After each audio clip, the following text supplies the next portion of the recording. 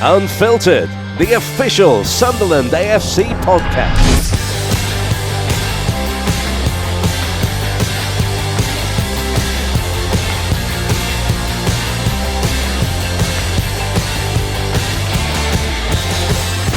Welcome to a brand new episode of the SAFC Unfiltered podcast. Myself and Danny are back once again. It's been a little while. There's been so many games, so many cup games. There's been international breaks and everything like that, Danny, but we're back on the pod. Yeah, we are, and as you say, it has been a while since we've been on the pod, isn't it? And I think, as you mentioned, the games have been coming thick and fast, Saturday, Tuesday. But lads have got a little break this week, so it's good for us to finally get back onto the pod. Yeah, and we're getting back into it by speaking to the first team coach, Lee Johnson. And Sunderland find themselves in decent form at the moment, pushing towards the top end of the table in EFL League One once again, and coming through a great test at the weekend against Plymouth. Yes, they did. We've obviously had that dip, haven't we, a few weeks back. But credit to the boys, they've responded, got back on track, and as you say, in the last six unbeaten, 4 wins, 2 draws, so no credit to them. The amount of injuries we've picked up as well. A lot of lads in the treatment room, but they've dug in and they've got themselves going again. So coming up to halfway point in the season, a lot to play for. Yeah, it was the manner of the win over the weekend. We got off to a blistering start, showing some really good offensive play. And then the second half, really solid as well, weren't we, in defensive play? Yeah, I think for me, it was probably the most impressive 45 minutes at the weekend, first half. I think everything about us defensively limited them to very little. Stopped them playing their game the way they like to try and knock the ball about. Were pressing high, kept nicking it off them, and scored a couple of quality goals. I think the only downside from the first half is we didn't go in 3 or 4 up. The amount of chances we did create. Second half, they came back into it, but we still had chances on the counter-attack. And no, it was a good, solid win. Back-to-back wins at home. A little break, as we mentioned there, midweek. Chance for the boys to regroup and refresh and get ready to go again at the weekend at Ipswich. And just to set the scene for everyone listening to this around the world on SFC Unfiltered, myself and Danny are in a broom cupboard at Black Cat House. We are banished once again from the Academy of Light, and that's because COVID's reared its ugly head again. Yeah, it's spiked up again, hasn't it? So, protocol comes into play, and as you mentioned, it would have been nice to get down to the training ground to have a chat to the gaffer face-to-face, but next best thing, we're back on Zoom, as you mentioned, in the broom cupboard. We are indeed. Okay, then, we're going to be joined on the line in a second by Lee Johnson. Welcome back to SAFC Unfiltered, first team coach Lee Johnson. How are you doing, Lee? Very good. Lovely to see everybody and hear everybody. So happy Christmas. Yeah. Have a good one. Yeah. This is a good opportunity to get you on because we've had that. We're currently in a good run of form in the league at the moment. We came through a bit of a blip in the league, but was it ever in doubt that the form would return, Lee? He didn't invite me on in the bad run. So, no, look, I think it's a big club. And I think, the swell, if you like, of sort of emotion, outside noise, whatever you want to call it. That sounds a bit disrespectful. Outside noise is just passion that we have to cope with. We'll have to cope with this, whatever division we're in. And I think generally most clubs in the world, and certainly this country, have to deal with the same scenarios now. So I like to think that many people absolutely believe in what we're trying to do.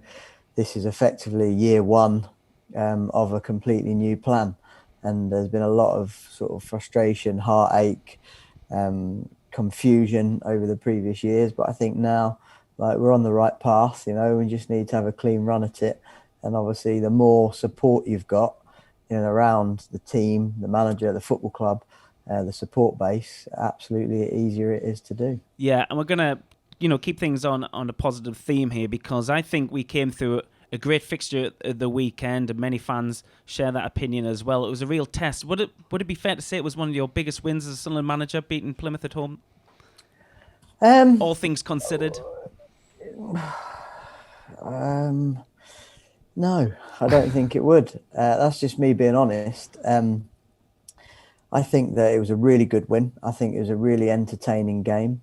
I thought Plymouth were, having watched them obviously in the lead up to the game, doing your due diligence, I knew that they would cause us problems in certain areas because all teams do, but I also knew that at the moment our strike force, you know, with how potent they are, how athletic they're looking, how confident they are in their general being, would cause them problems, and that was the way it proved, and it was lovely to see.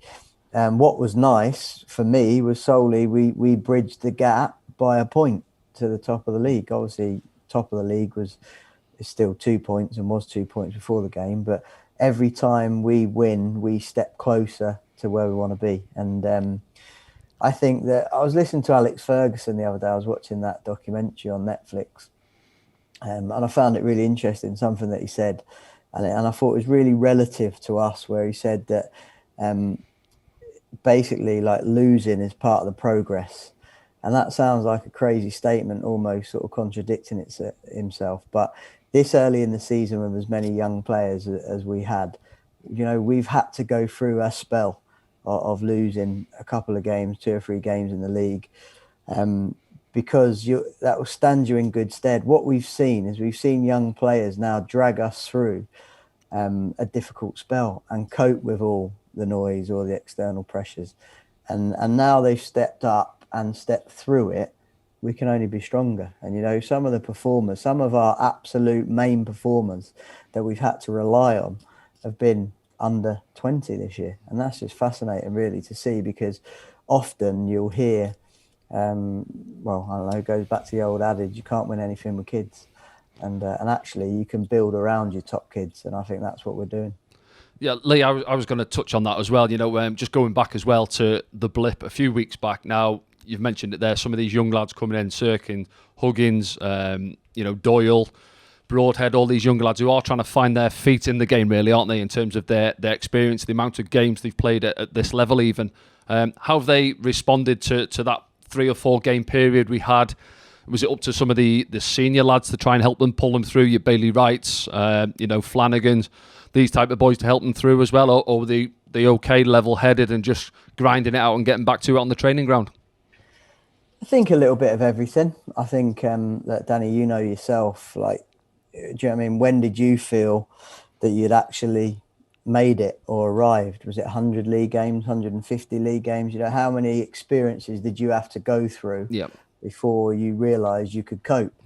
And I think that's what they are experiencing. And naturally, you support as much as possible. That'll be family members supporting the boys. That'll be senior teammates supporting the boys. Obviously, the coaching staff supporting the lads as well. And I think the key is to always believe in the talent that you've got. You know what I mean? And make sure that nothing gets you down with bringing out your best in any particular moment. And inevitably, the challenge is always, can you bring the best of your game when it matters most? And that is, at the moment, of course, the next game, and generally Saturday 3 o'clock, and they've done that. And the Oxford game, I thought, was a good example of coming through that. You know, first half was a bit tricky, bit out of sort. Second half, do you know what I mean, took the shackles off. Yeah, really went for it, and should have been sort of home and away, if you like, in terms of the goals that we should have scored. Would you put that second half down for me? I think that's been like the springboard in a way, really, for the last couple of games. That second half performance against Oxford, although we didn't win the game, and it did feel like we almost dropped 2 points, didn't it? Coming off feeling deflated, we had a lot of ball, you know, pressed them high up, getting in and around their box time and time again, but come away with a point. And then obviously we go on to the Morecambe game where, you know, start to finish, we took care of them, and then Saturday, I know you said there, no, it perhaps wasn't your favourite performance so far, but for me, I thought the first 45 minutes ticked a lot of boxes defensively, limited them to very little. At the same time, we were high energy, we were pressing, and the only disappointment in that first half is perhaps we didn't come in 3 or 4 goals to the good. Yeah, I think we were quite bullish sort of after the Oxford game, you know, like certainly in the post-match analysis, the lads themselves coming in after the game, and I think one of the shouts from Tom Flanagan, which is good, was, that's the standard, boys. Like, second half, that is the standard. We play up to that standard every week. We're going to be very successful. And that's what you like, you know, when the players are using that sort of terminology and speaking like that, it's not coming from the staff. It means they truly believe it, and obviously they felt it. then in the post-match, I remember actually saying, "Look, lads, like we're playing to a point now where somebody's going to get spanked 5." And you get that feeling. I think you get the feeling when the team needs a boost, needs a shot of confidence, and you get a feeling when they're focused, and then you get a feeling when they need a shot of anxiety. And certainly, like over this last week, you really you could smell the focus, if you know what I mean, the intensity of concentration, and which is effectively what it takes to bring out your best. And I think we've done that, like you say, on the last 2.5 games, which has been nice to see. Is it a good thing we've got a break today, midweek this week? We've had a lot of Saturday, Tuesdays, and you mentioned it yourself, the pitch is starting to get a little bit heavy, churning up a bit, isn't it? And the pitch gets a breather now for a couple of weeks. Do you think it's a good thing to almost charge the batteries? One or two injuries. Lyndon Gooch has gone off as well at the weekend, so a time to regroup a little bit this week? Yeah, I think that's a really good point, Danny. Again, like drawing back from your own experience, there's a lot of elements of fatigue that can set in. Sometimes it's physical fatigue, sometimes it's tactical fatigue, sometimes it's travelling fatigue. And when we had our bad spell, it was amazing how many little wins opponents were getting on us, like 2 or 3 days extra recovery or long travelling journeys for us, And then you flip it and you think, well, Plymouth have had to go to MK Dons, then travel back to Plymouth. Then it was the day after us as well, wasn't it? Last week they played on the Wednesday, didn't they? They played on the Wednesday. So all these little factors come into it. Ipswich now have got a game on Wednesday against Barrow. Then they got to travel back. Do you know what I mean? Yeah, so it does. There's all these little small little wins that, when the margins are so fine, physically become really important. And we are a team that need to be at our best physically and at our brightest, because we're not a toe-to-toe dominant side in terms of that physicality. We've got to be nimble, we've got to be sharp, we've got to be on the front foot.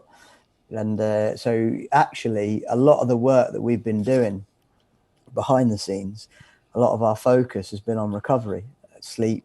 We've had a guy from wellness come in and talk about various things for players, like the circadian rhythms that involve sleep, looking at whether or not we should buy floodlights at the football club to when we should train, So all these minute sort of 1%, if you like, that hopefully will give us a better opportunity. Pillows, getting them for the boys so they can travel, and when we sleep, then the neck's not a bit stiff. Do you know what I mean? We've had a few of them going into the season. So it's so many tiny details that we're just trying to nail as best as possible and be world class at the basics.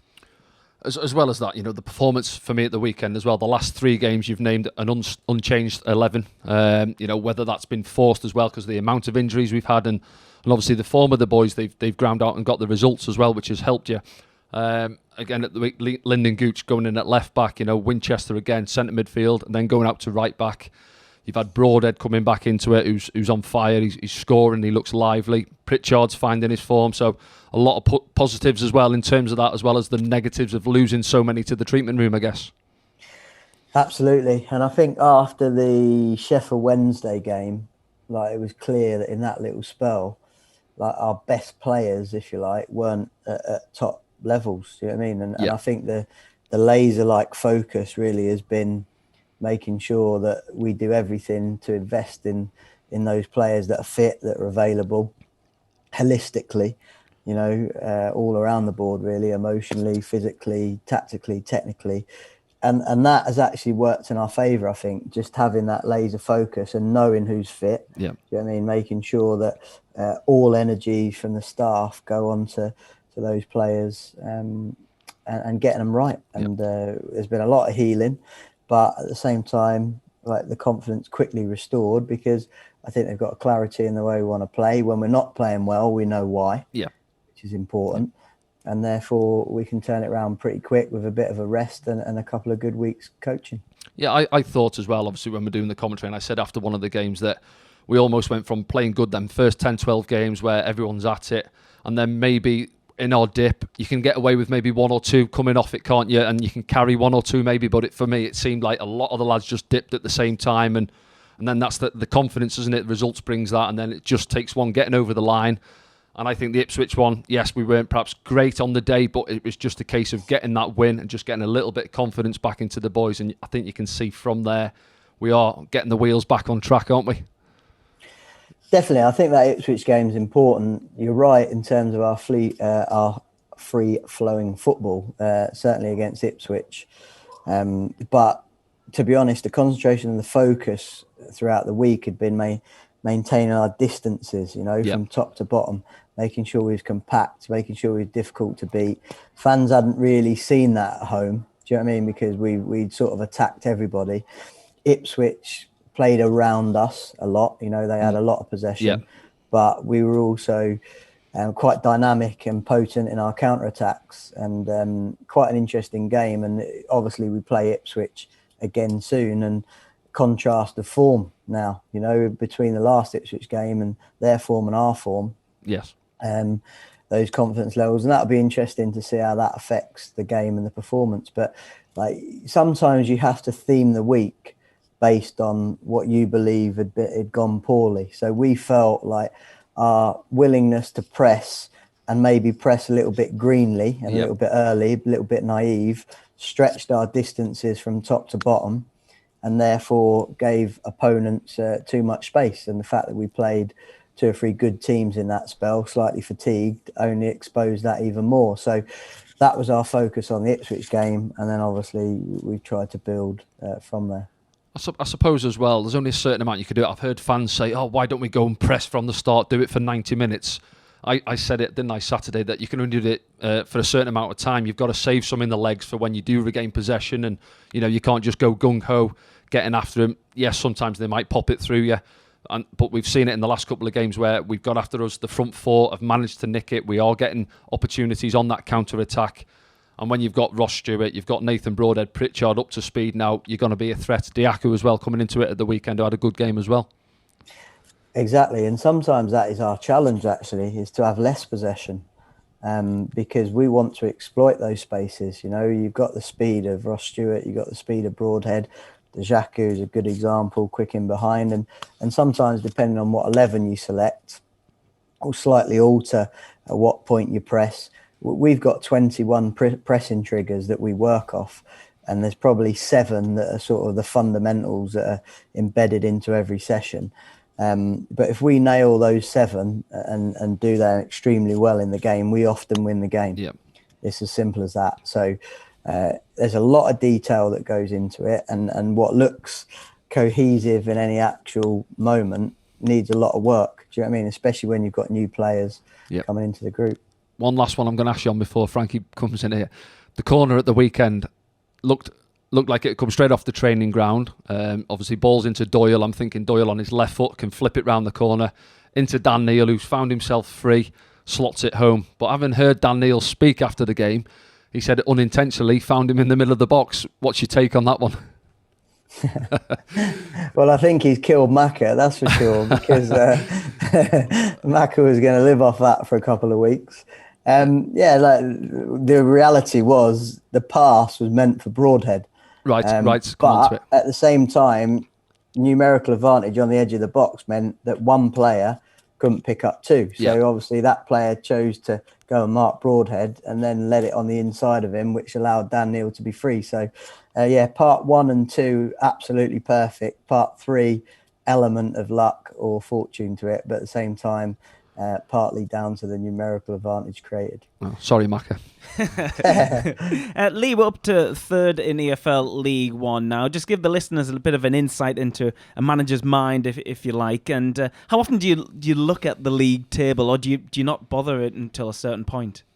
No, I think it's important to understand everything, really. That the league table brings: the mood, the vibe, the players' confidence levels, the motivational challenge. Some, like this week, we've been able to use that opportunity. Look, if we win today, we can go joint top. We must keep pressure on it. So it's always looking forward. What you don't want to do is start really looking behind you. The communication needs to be world class in almost everything that you say and that you do, because you're always trying to put the players in the best possible mindset to play with freedom, to play on the front foot, to not tighten up and be tense, and there's a lot that goes into that. And I suppose the best managers in the world are the ones that are just amazing at those type man management skills, really. Lee, do you sometimes look at the fixtures and put them into little groups? I've worked with managers before where you'll be in the meeting rooms and they'll say almost how many points are we expecting to get from this group of 5 games, breaking it down throughout the season. Is that something you do with the players as well and look at those in detail and maybe on paper, say, don't we, on paper this looks a good fixture? I'm not one like that myself, really. I take each game as it comes, but do you sometimes do that and break the games down into little groups? Done that in the past, done it at Bristol a fair amount. I think the way that the championship season presents itself, it was almost a series of sprints, whereas I feel like League One's like a marathon. Grind. I mean, I think if you get into the stage of the season where, like, you need a certain amount of wins to get promoted, I think at that point you can really start to use have a look at it. Like a motivational sort of ladder, if you know what I mean, to go and give extra to the players or have theme nights or make it more fun, just to give them that focus on winning. Teams that I've got promoted in the past have tend to use that tact, and it's always gone really, really well. I remember at Bristol City as a player getting promoted, and we needed 10 wins, and after every win the chairman came down and the lads had him in a headlock singing Marbella on the chairman. Do you know what I mean? So Kirill, be aware, because I think the lads would love Vegas if that was. I can imagine. Yeah, we had it at West Ham actually. We had it at West Ham on the Sam at the back of the room. There was a big board and it was like a chart going up, and at the end of it there was a picture of Las Vegas at the end of it, and it was obviously getting those wins. So it's a carrot for the lads, isn't it? It is, and it's amazing the effect, again, having experienced it, both of us, the effect that can have. Yeah. And with every win, it then almost strengthens the bond because you've got something to look forward to. And that bond sounds like it's really in good spirits at the moment. And to protect that even further, the club have put their own protocols in where we're in essentially a broom cupboard at Black Hat House at the moment. The Academy of Light has locked down, but we've seen some big fixtures this week in the Premier League and in European football as well have suffered because of a COVID outbreak. Just how seriously are the club taking it up there? Oh, really seriously. Yeah, we had a meeting about it today.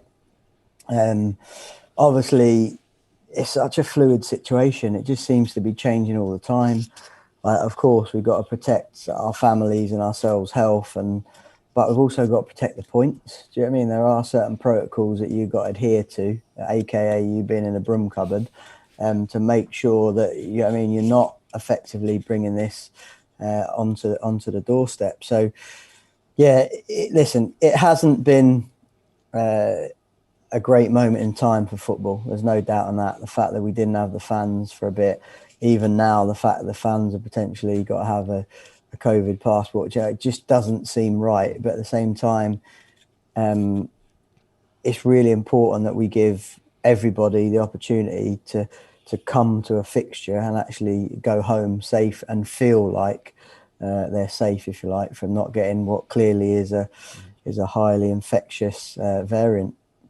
Yeah, we're going to move the conversation on a little bit now, Lee, if that's okay. We're out the Papa John's, out the FA Cup, but there's a huge, great big game coming up against Arsenal very soon. Lots of fans very excited about it. And I imagine the players and the staff are excited about it as well. Just how are you going to go into that game?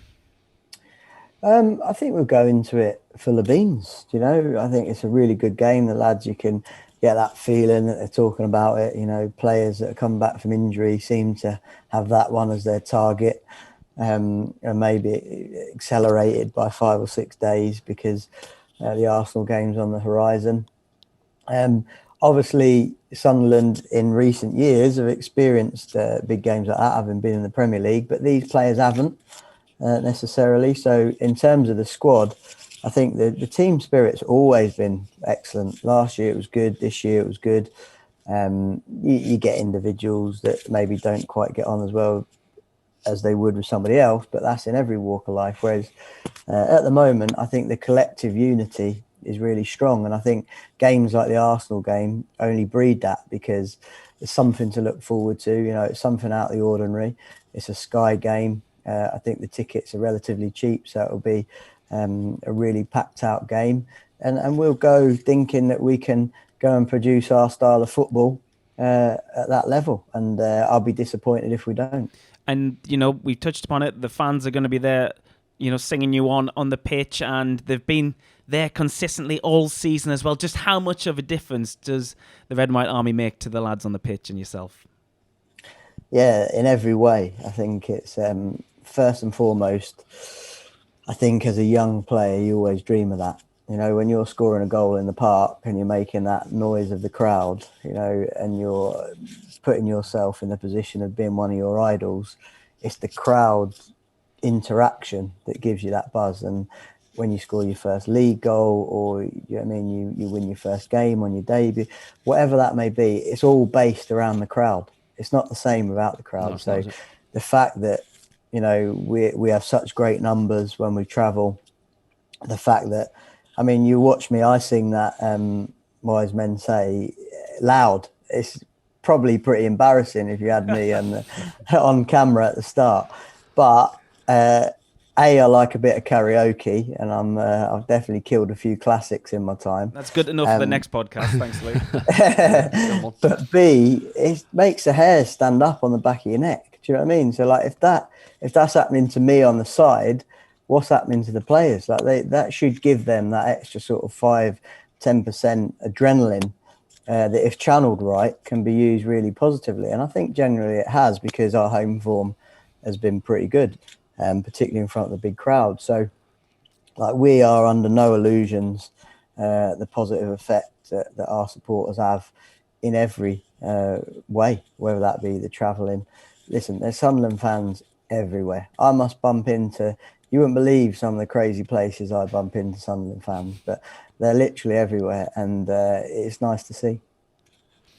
No, I agree with you, and you say the difference it's made for us. Even up on the gantry, it was quiet last year. It was eerie in the stadium, wasn't it? And even 28 to 30, just over 30,000 week in, week out at the Stadium of Light as well. In those numbers, you could hear it Saturday. I think they appreciated the performance, didn't they? And even with the headphones on up in the top, you can hear it through there. So, as you say, down on that touchline there, the hairs are up on your neck. I used to get it coming out of that tunnel, Dance of the Nights, when that comes on, coming out of the tunnel there, and it's a great experience. And when we spoke, I think we spoke to Dan Neil on the pod, didn't we? And I just asked him about some of the younger lads as well. And he said he looked at Callum Doyle when they come out the tunnel and the roar went up from the fans, and he sort of gave him a little look, and he just sort of smiled and was taking it all in, really. So great experience for some of these younger boys as well, and playing their trade, and as I said earlier, finding their feet in the game, going out to 30-odd thousand every week. Amazing experience. I think Callum's a great example, because Callum's clearly at one of the best clubs in the world, so he's getting Premier League experience. He really is. He's getting it on the fan base, Yep. He's getting on the match day experience. He's getting the training ground facility, but obviously he's playing at a level where he's coping and performing extremely well at such a young age. So to be honest, what these players have got to appreciate is, like, this could be the best standard you ever play at. That's why I love Winnie so much, because I think Winnie truly understands and appreciates Sunderland. Yeah. Do you know what I mean? And like the fact that he's been at like Oldham and Forest Green and Cheltenham, to be at this size of club, do you know what I mean? He's getting that experience that he thought he'd never had. And you see that, I think, in the way he plays and the way he trains. And he's using the facility to improve himself on a daily basis, both in terms of the gym, the recovery, and his athletic performance has come on in leaps and bounds as well, which is what we thought, obviously, when we signed him. And I think there's two really good different examples there in terms of age range of how they're maximising the environment, both on a match day and the training ground. Yeah, I actually said that, didn't I, to you this season? It was one of the earlier games, I can't remember at home, but he was flying up and down that right-hand side at right back, and I said, I don't know what Carl Winchester's been up to in the summer, but he's come back in and he looks sharp. And from the first minute, and I think even to the last minute of the weekend as well, he was at it. And wherever at this moment in time you're asking him to play, I think he's enjoying being back in the middle of the park. He's doing that dirty side. He can pick a pass as well. And then you're switching back out to right back, and the next minute he's flying up and he's on the edge of the box supporting players, isn't he? And you can really tell he appreciates playing for the club as well, Lee. I think in recent game he was subbed off and he got like a standing ovation for his performance. I think he turned around to check that they were clapping him at one point. I don't think he believed Something had gone on. But it's really nice to see from a fan's perspective, that, isn't it? A player's clearly loving their football and really, trying as hard as they can. Definitely, and I think that this, from what I hear, this club in the past has not always had that. And it is important, that like, it doesn't matter where a player comes from, whether they're exotic in their name, or whether they're from Forest Green. Do you know what I mean? As simple as that. And they're stepping up. It's about like putting in your maximum. Like, what does your maximum look like? And I think fans all over the world will appreciate any player that puts in their maximum. And I think, like I say, Winnie's a good example of that, although we do sprinkle nandrolone on his cornflakes every day. Yeah, I mean, it was only a couple of seasons ago when players just didn't return for pre-season training. So the fans are well aware of what it means to see a committed player at the club. And the fans have been getting in touch with us as well, Danny, haven't they? And they've asked a few questions from Twitter. Questions off the Twitter, if we can fire these at you, Lee, if that's okay. The first one we've got here is from @JonathanPlace1, and he asks, how busy do you expect January to be in terms of incomings and outgoings? And will injuries play a part in this? I think the first port of call is we have to come out of January better than we went in. It's as simple as that. Like, if we don't progress, other clubs will, and we want to give ourselves the best possible chance. So everything that we're doing, obviously behind the scenes, within the guidelines and the model and the will of the ownership, means that we'll do everything we can to come out better. Is this something that goes on as well? I think when we spoke to Christian last time he came on the pod, and I asked him, it was at the end of the last transfer window. He said he's already started work. Yeah, I was going to say, it's not just closes and then doesn't have a month or two to just relax and forget about transfers. Is it something that's constantly ongoing? You're speaking to him regular and the directors and asking, and then at the same time you've got 8 or 9 bodies in the treatment room, so you're probably speaking to the physios. How soon are these lads likely to be back out there? Dennis Sirkin, Denver Hume, you need a left back out there as soon as possible with Lyndon Gooch. So I bet there's a lot that goes on behind the scenes there, isn't it? Which stresses you out a bit, I suppose. It's part of the job. I think that, this when you've got to be the calm in the storm sometimes, and you've got to trust people as well, as we have this year. You've got to trust your work. You've got to, like, I go back to the first game of the season, like where we had Winchester and Dan Neil playing fullbacks. It doesn't look so crazy now, does it? Because both of those players have had fantastic seasons. But at that point, to the naked eye and to the fans probably thinking, what is going on at this football club? Yeah. So we have to make the right decision. Sometimes we have to make unfashionable decisions. Everyone would want us to spend like a huge amount of money on maybe somebody that is a big name or that's been and done it before. But I think January, the key is to sign players that are fit. You don't want to be getting them fit in January. They've got to be keen to want to be a part of the project, both for the short and the long term. They've got to be better than what you've got. Do you know what I mean? Yep. Because that's important as well. You don't just want to add numbers. And they've got to be able to fill the hole, if you like, that's in that squad at the moment in time, whether that be an injury or just the fact that somebody's out of form or not good enough. Simple as that. But it's an ever-evolving process. It's consistent. It does change, certain things change. You might have a good cut run, which brings more money in. You might sell a player. You might have to pull back in certain areas, whatever. You might have to fill a void. So it's very fluid. It's ever evolving. But we're just trying to be as consistent as possible in, like I say, the ownership's plans and the way they want to move forward. Oh yeah. Well, one thing is, I don't think the fans want to see Dan Neil back at left back and Winchester at right back, because they're the engine room at this moment in time, aren't they? So exactly, and that's what happened to us last season, wasn't it? I think that was a centre half as well, didn't we, last year as well? Yeah, you're taking good players out the middle and putting them in various parts of the pitch, and you actually lose a little bit of both. So it was definitely something that was considered. But yeah, hopefully we've got 2 left backs coming back very, very soon. So that should be positive. Good, okay. Next question is from Hazza M 2002, and he asks, what is the biggest difference at the club between now and when you first joined?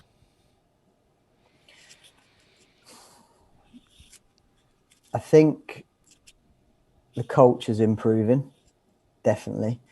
I think, obviously, with every player that you sign, with every player that goes out, you start to move towards the playing philosophy even more. I think that's something as well. The team becomes a little bit more cohesive. a little bit more dynamic, a little bit more fluid in the way that you, in your mind's eye as a manager, want the team to play.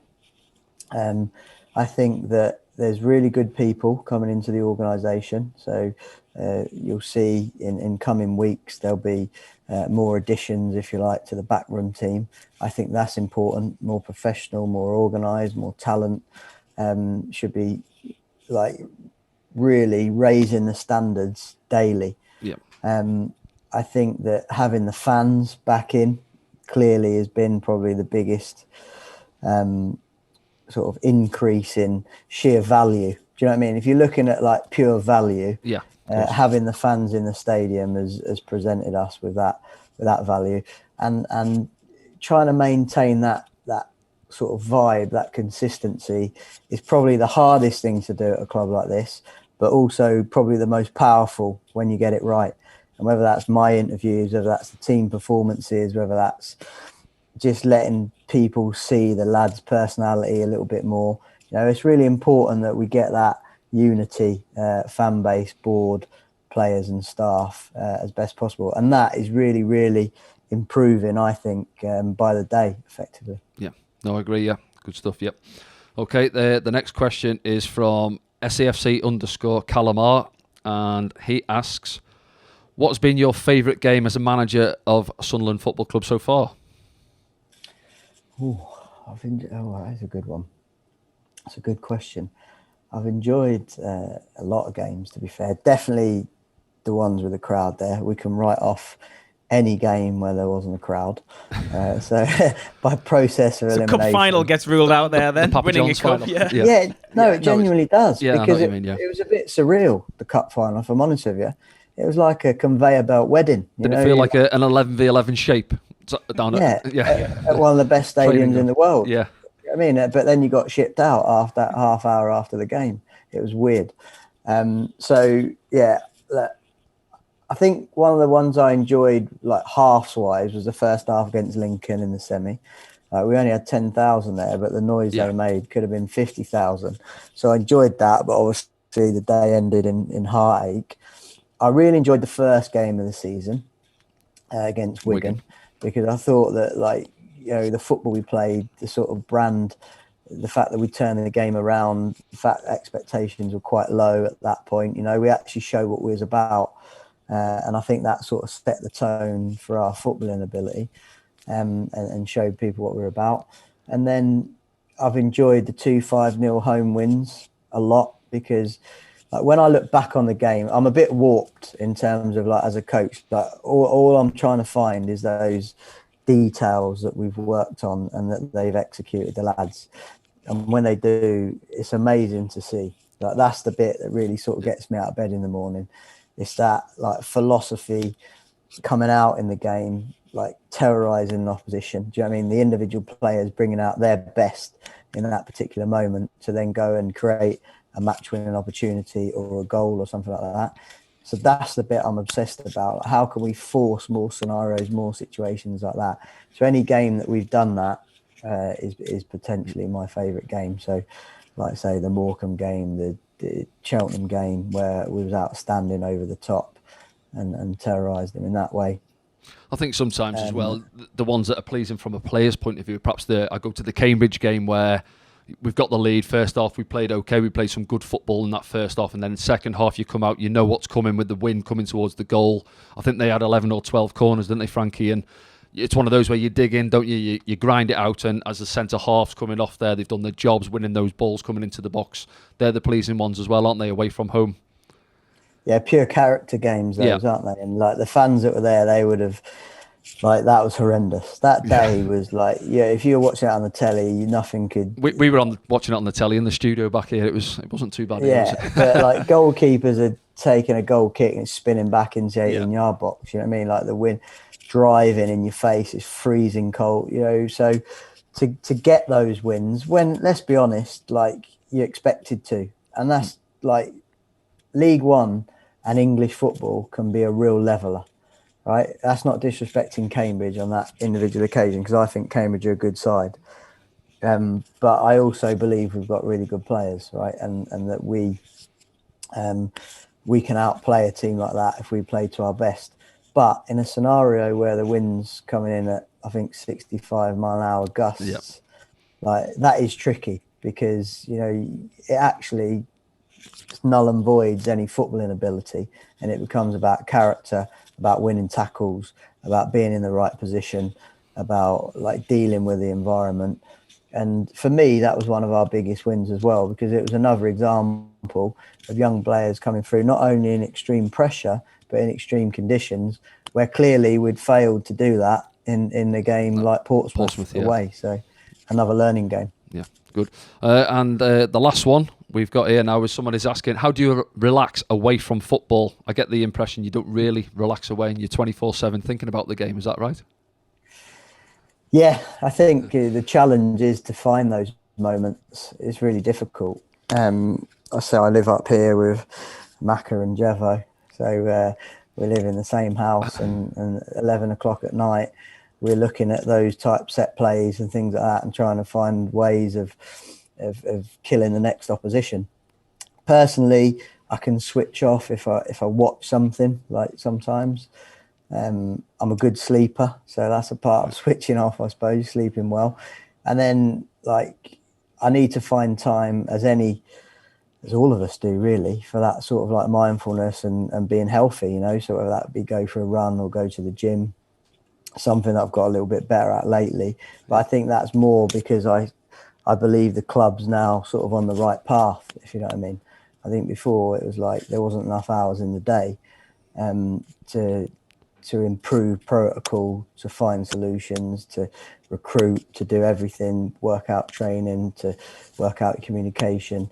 But now I think there's more time to be able to think. And then what happens is, like, I give you an example, went on a 10K walk the other day on a day off, and all I'm thinking about is the changes. What are the tactical scenarios in the game?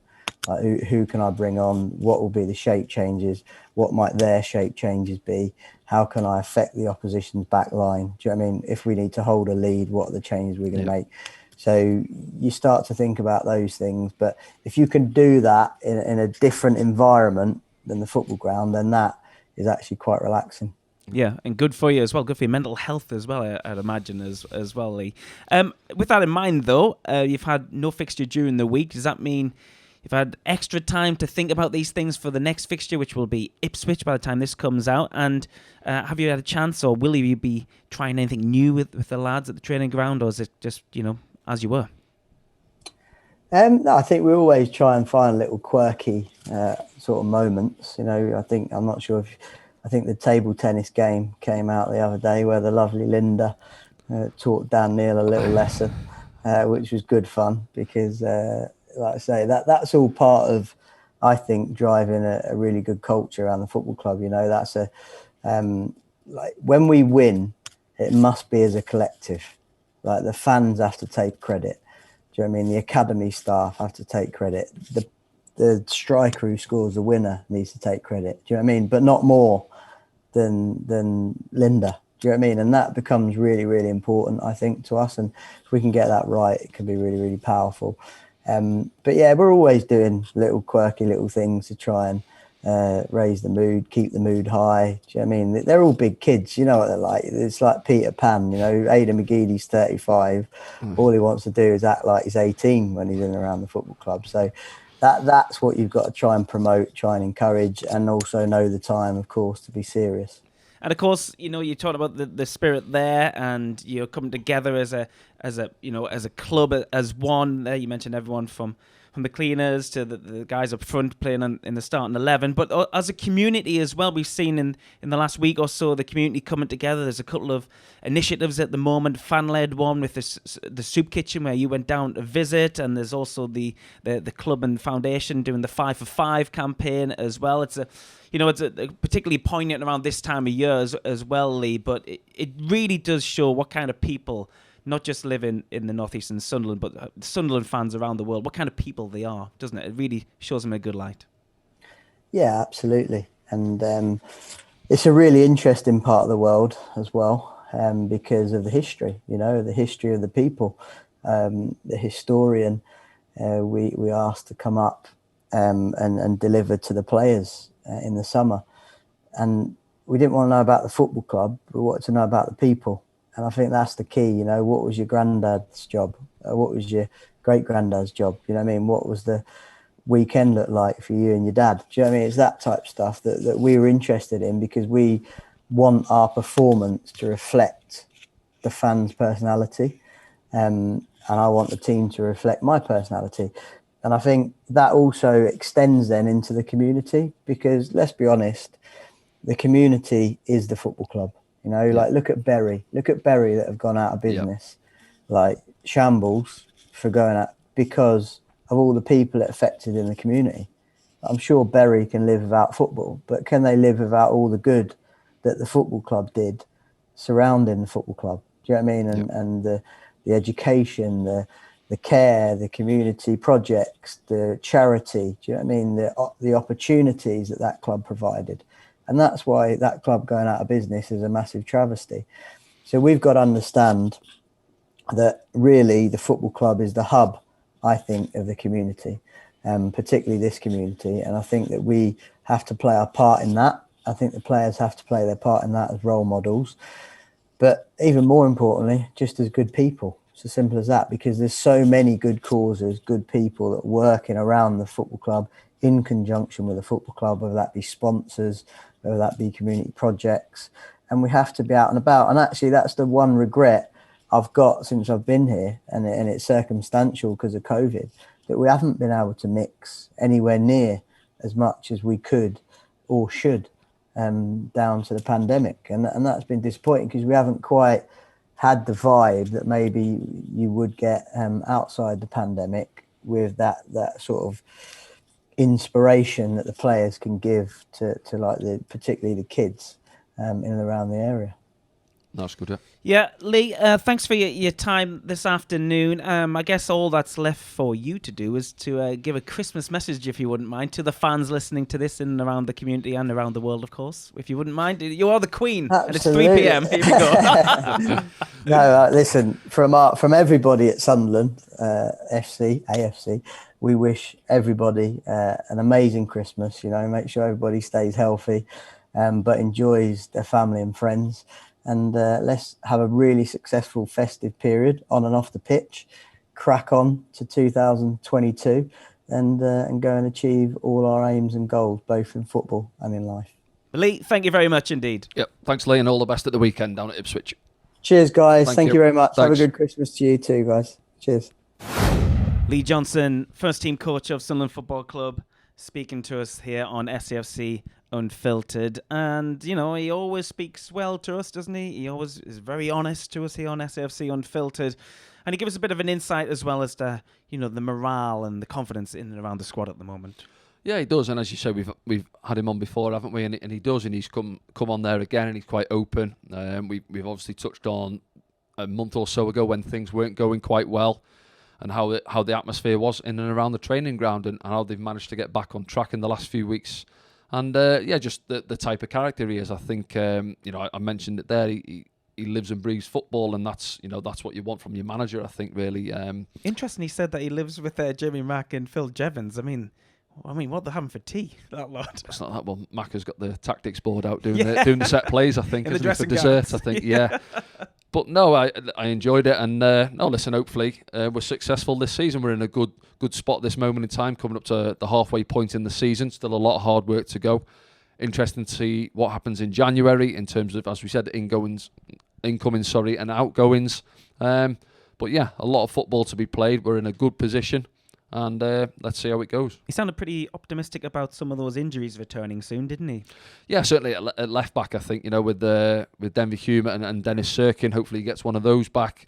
Obviously at right back, I think Niall Huggins is out for longer than what they thought, so I'd imagine they'll be looking at trying to get a right back in January. Because we've mentioned there, Carl Winchester, he's done a job at right back, but we've seen what he can bring in the middle of the park as well, because you've got Corey Evans out and you've got Luke O'Nien out, so we're short in numbers in certain areas.